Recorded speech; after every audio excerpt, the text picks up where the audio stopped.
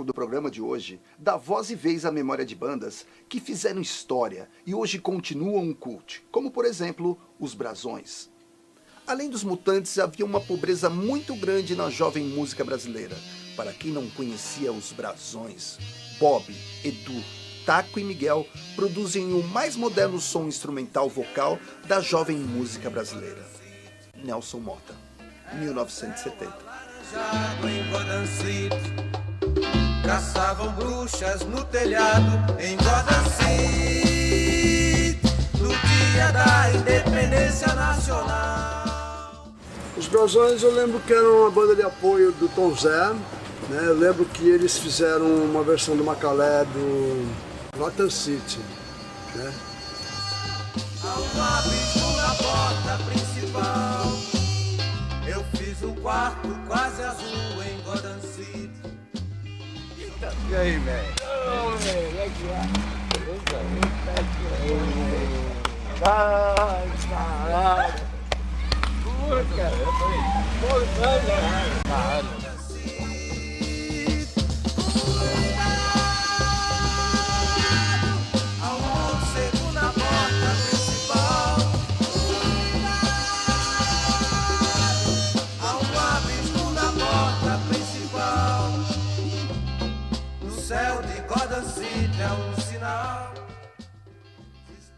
Os Brasões fez parte da Tropicália, né?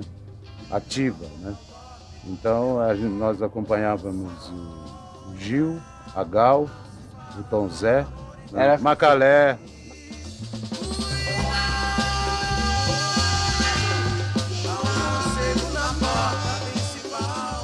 Eu havia visto o Jardim Macalé tomando uma vaia fenomenal num daqueles festivais nos anos 60, cantando Gotham City, né?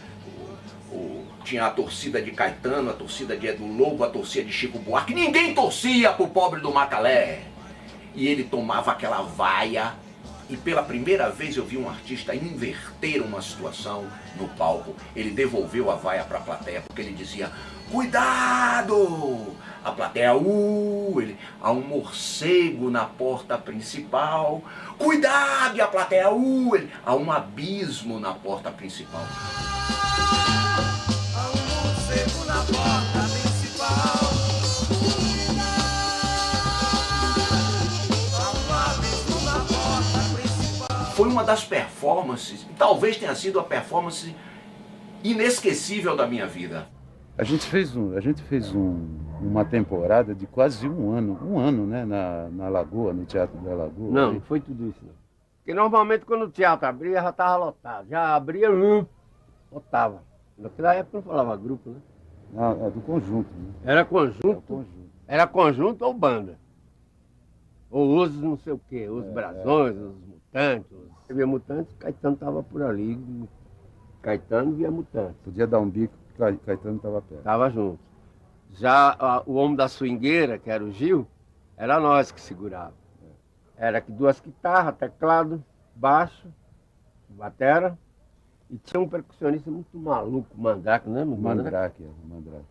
Mandrake tocava logo não sei quantas coisas ao mesmo tempo. O Mandrake, Também não tocava muita coisa, era 10 minutos, 15 minutos de som, era só abrir para relaxar. Uhum. Porque o papo mesmo fechado era Mutantes, nós era praticamente os músicos. Isso. Os Brasões eram músicos, não era da roda. Tanto é que eles davam seus caviar, barará, nós convidaram alguma vez para a gente sentar na mesa e mandar ver? Não, nunca. Primeira colocada pelo júri especial. São Paulo, meu amor, de Tom Zé. Arranjo de Damiano Cozella, com participação do Flávio Teixeira, Ronaldinho e os Brasões.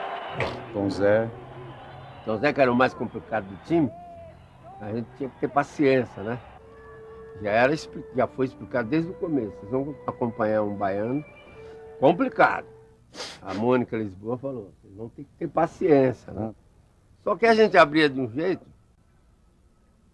que deixava no clima, deixava normal para todo mundo, né? Fazia a cama, né? Fazia a cama. Então, a rapaziada recebia Tom Zé de braços abertos que a gente deixava legal mesmo.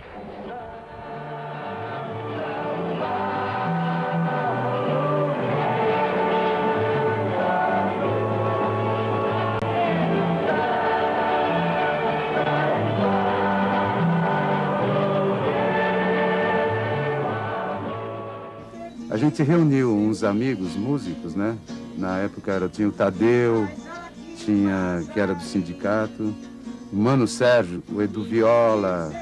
Justamente nessa época a gente fez esse evento porque estava havendo uma proibição de shows ao ar livre, né? E a gente fez a nossa manifestação, né? E foi isso, rolou, ficou uma tarde toda.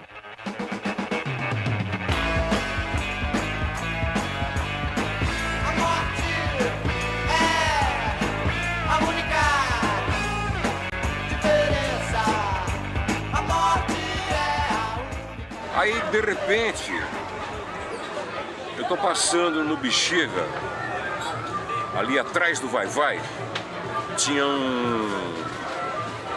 atrás do Vai-Vai tinha um circo, uma lona de circo, entendeu? E o Sr. Ricardo Petralha cantando, cara. O cara tava cantando a morte. A morte é a única diferença.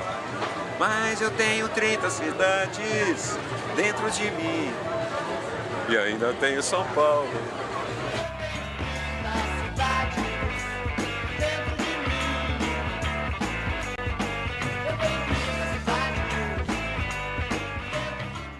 Loucura, fui ver. Aí eu vi esses caras lá naquele palco, entendeu? Ricardo, Tadeu Passarinho. Quase 2 metros de altura, cara. Preferindo que era um gigante. Entendeu? Aí, porra, foi amor à primeira vista.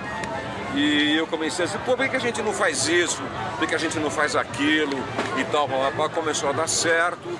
E aí eu virei produtor dessa banda.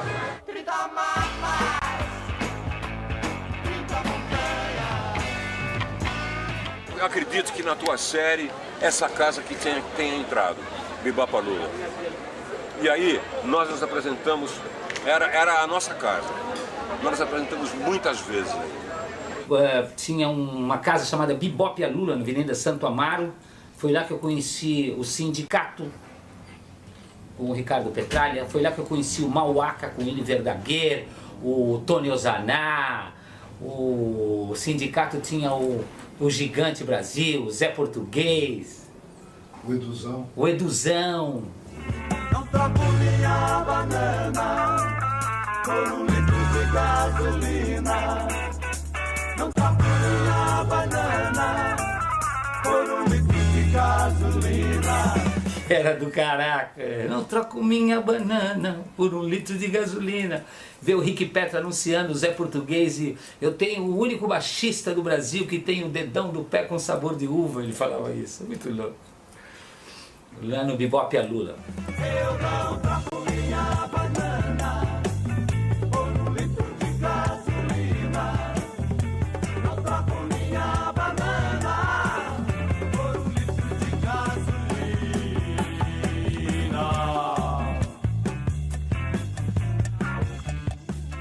A gravação de da bolachinha. Stand Play, uma bolachinha, 2 músicas, uma de cada lado, foi feita no estúdio do Scatena, que era ali uma travessa da Avenida Paulista, entendeu?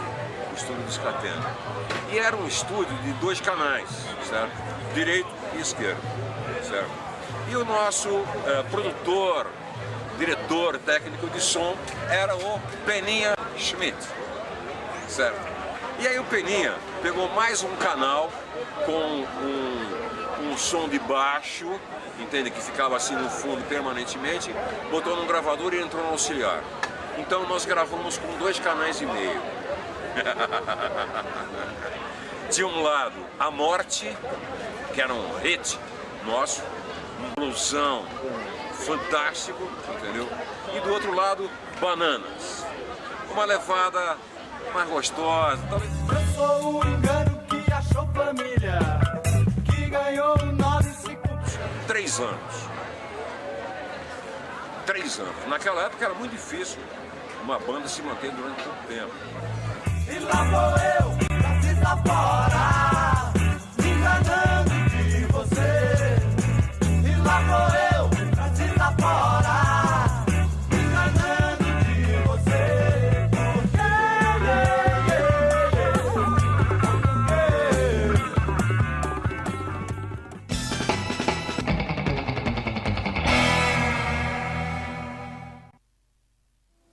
Nessa segunda parte, começamos com uma visita à casa de Simbas, que conta a história do Casa das Máquinas.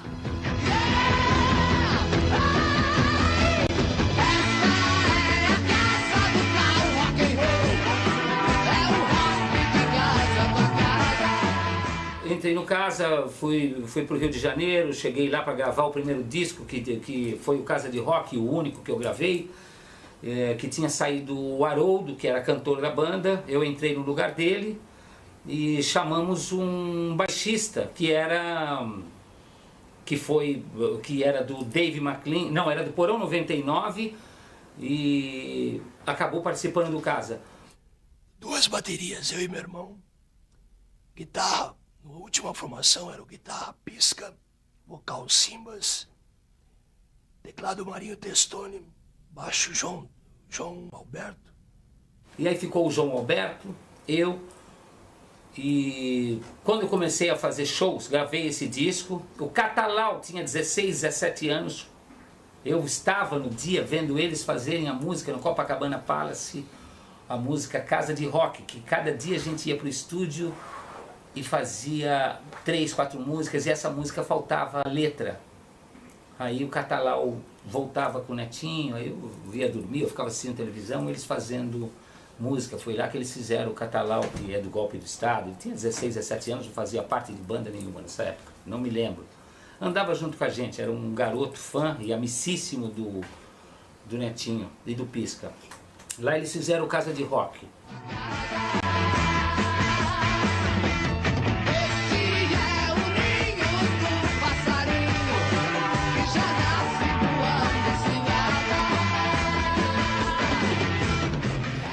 Gravamos o Casa de Rock, voltamos e continuamos a fazer os bailes que tinha, 20 bailes, aí caiu para 18, 16, 14, quando foi para 12 o Marinho Testoni saiu da banda, foi para os Folhas.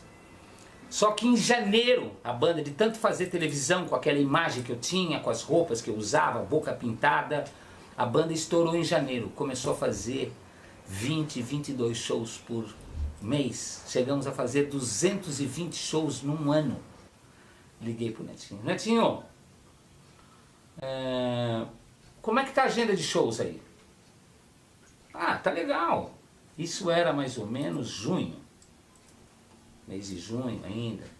Voltou e falou, olha, o último show que tem é na Argentina, no Luna Park, é um show do Billy Bond, vendeu pra gente lá no Luna Park, junto com Nito Messi, Charlie Garcia, Pastoral, Horizonte. Aí eu falei, porra, cara, esse é o último show do Casa? Que tá marcado aí na agenda? Ele falou, é. Eu falei, então dessa data em diante eu não vou fazer mais parte do Casa, Netinho. Não venda que comigo eu não vou estar mais.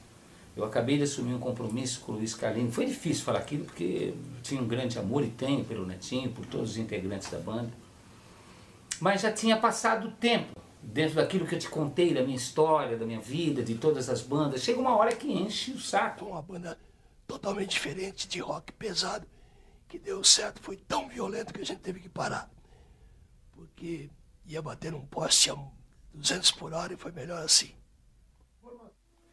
E agora o pré-punk do Joelho de Porco e suas 1000 formações, em um papo com Próspero Albanese. Trombadinhas que são, que fazem do assalto a sua profissão, na Avenida São João. Comecei com os Abrasivos, com o Eduardo Zoc e com o Fábio. Bom nome, hein? O Eduardo Zoc, o Fábio que tinha uma extrato na época, não tinha contrabaixo. E na época não tinha baixista, não existia baixista para achar. Aí eu achei o Tico, do Dante, tal, aí era baixo de pau. E nem era Joelho de Porco. O primeiro Joelho de Porco era eu, o Próspero Albanese e o Gerson Tatini. Também nós era o primeiro Joelho de Porco. Então tudo isso rodava assim naquele bairro da Aclimação, né? A história mesmo do nome foi um festival que tinha os grupos da Aclimação que falaram: o festival pega do nome daqui. Aí o Fábio Gasparini tinha comido um Einstein e falou: bota aí Joelho de Porco. E foi daí que nasceu o nome. O Joelho de Porco é um grupo musical fundado mais ou menos entre 70 e 71. E é um grupo que começou a cantar o rock em português na época, que até então todos cantavam em inglês. Nessa época, meu pai bebia muito e batia na minha mãe. Aí a única solução foi fundar o Joelho de Porco. Se você quiser saber por quê, não lhe digo, você não merece ver. Se você vai de chachado, eu vou de rock and roll. Isso aí foi o Se Você Vai de Chachado, eu vou de rock and roll, que tava fazendo batera. Você, eu tava no caixotinho lá, o Rodolfo no baixo, era um balde, parece.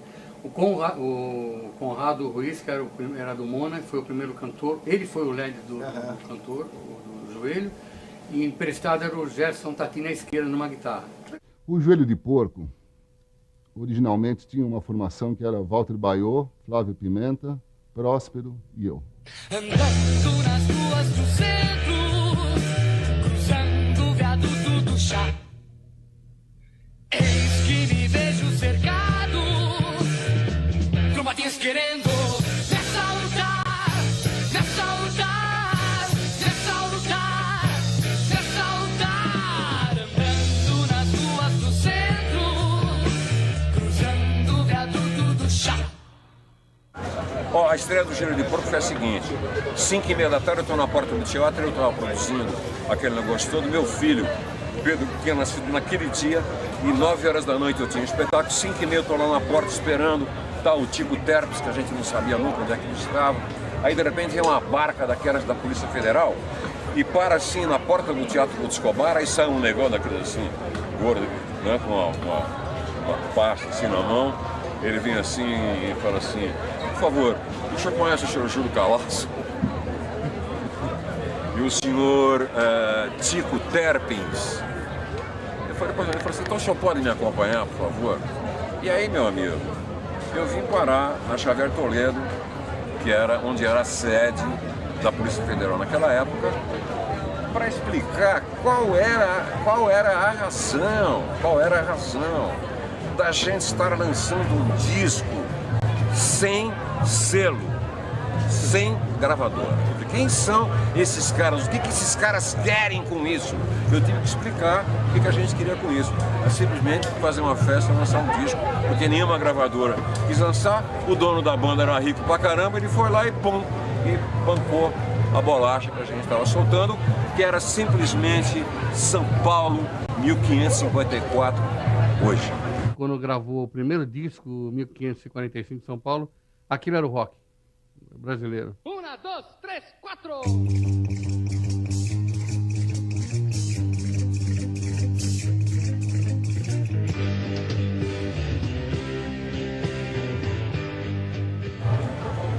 Flavinho, batera.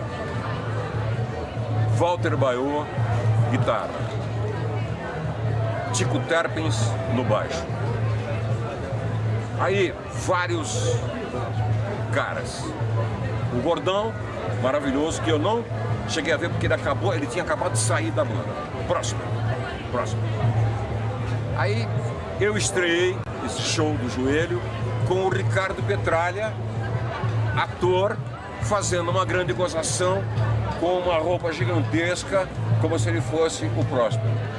Em seguida veio o cara que levou durante muito tempo o Joelho, um argentino muito doido, Billy Bond. Adoro esse cara é ousado, esse cara fez coisas incríveis. Um Boeing 7238997 pode te levar pra bem longe da poluição. Olha aqui, amigão. Olha aqui como é que era o flyer, olha aqui como é que eu já lançava no show naquela época. A capa do disco o flyer, tudo tinha a ver. Era tudo em branco e preto, era toda essa história aí. Tinha uma tremenda unidade, entendeu? Meus releases, cara, juro pra você, foram das coisas mais publicadas naquela época. Os caras, entendeu? Paste and copy, tá entendendo? Ninguém nem mexia, velho. A nossa sintonia era um negócio absurdo. Depois eu fui tratar da minha vida, acho que foi um outro disco. Me parece que o branco, eu saí para advogar, e aí teve um intervalo e fui chamado num telefone. Vamos fazer tal. O Zé Rodrigues estava chegando no Rio e dei a nova fase. Nunca mais, passar o fim de semana ensaiando como louco na garagem da casa da mãe. Eu sempre fui fã do Joelho e aí o destino foi me levando, eu comecei a trabalhar com o Tico e o Tico estava começando a preparar um disco, queria fazer um disco, queria inventar um nome de conjunto, os velhinhos de Miami, o isso, aquilo. Eu falei, olha, você vai me desculpar, mas eu acho que a única coisa que eu tenho que fazer é trazer o Joelho de volta. E aí nós fizemos um disco chamado Saqueando a Cidade, que foi uma retomada super legal.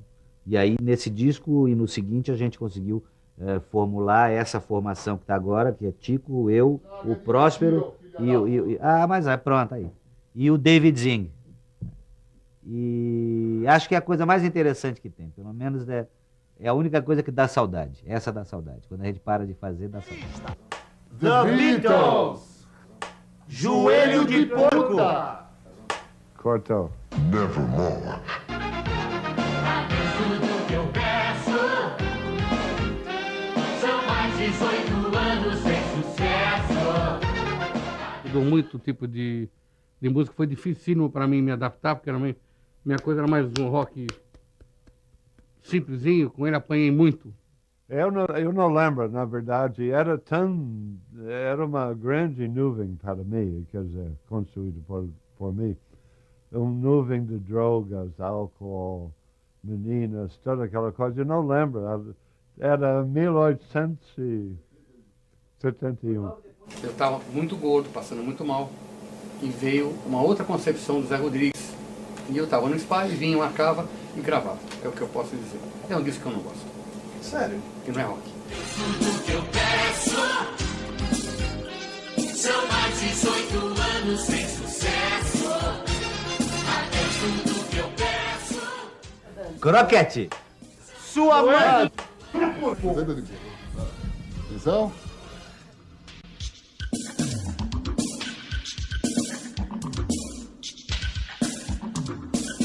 Nunca mais! Nunca mais! Tomar o cano do empresário nordestino que vendeu um show em Corumbá e ficar em Corumbá! Sem almoçar, sem jantar! Nunca mais! Mostrar o passarinho ao vivo para 30 milhões no Festival dos Festivais da TV Globo! Nunca mais! Ser empresário argentino, parceiro argentino, produtor argentino, contador argentino! Na banda argentina Nunca mais! Tomar chuva de gelo no Réveillon do Guilherme! Nunca mais! Se arriscar a pegar AIDS de diretor artístico! Nunca mais! Dar parceria a produtor que tem nota de disco! Nunca mais!